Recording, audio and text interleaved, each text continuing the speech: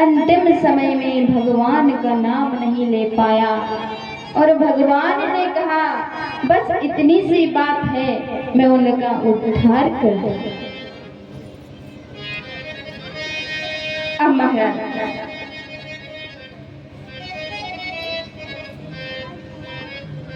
यहाँ पर कृष्ण भगवान जब जाने लगते हैं, युद्ध तो समाप्त हो ही गया था।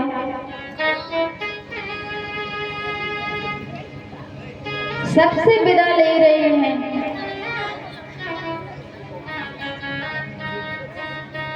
इतने में महाराज अभिमन्यु की पत्नी उत्तरा दौड़ी दौड़ी आती है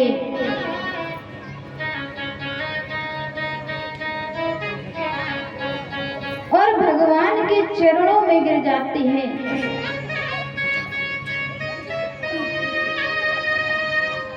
अब उत्तरा दौड़ करके क्यों आई?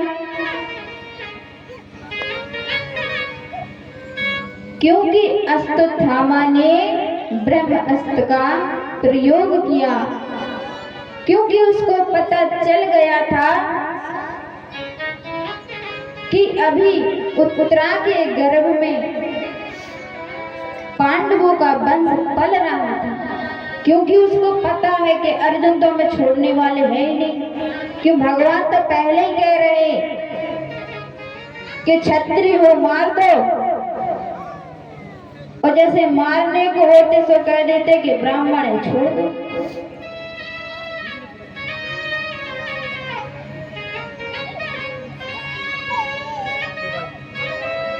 तो भगवान ने उत्तरा के गर्भ में जाकर महाराज परीक्षित की रक्षा की और अश्वत्थामा का मारने तो दिया नहीं, क्योंकि अश्वत्थामा हमारे भगवान की बात झूठी हो जाती।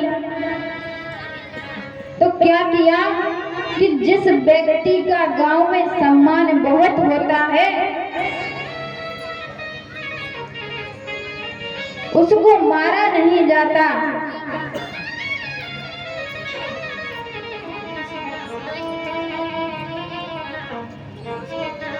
उसका अपमान कर दो आप भरी समाज में,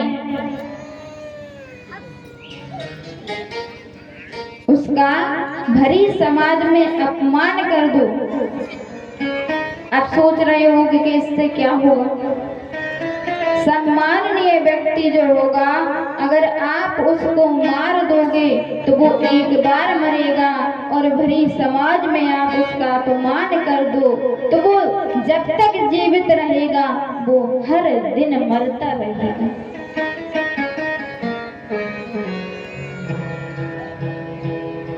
महाराज तो क्या किया अर्जुन ने?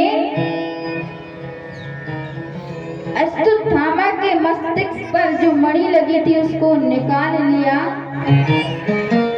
और आधा सिर मुंडवाकर, आधी मूछ मुड़ाकर और गधे पे बिठाल के यात्रा निकाली और छोड़ दिया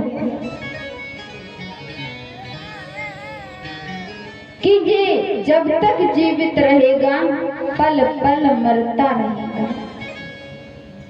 भगवान ने गर्भ में जाकर परीक्षित की रक्षा की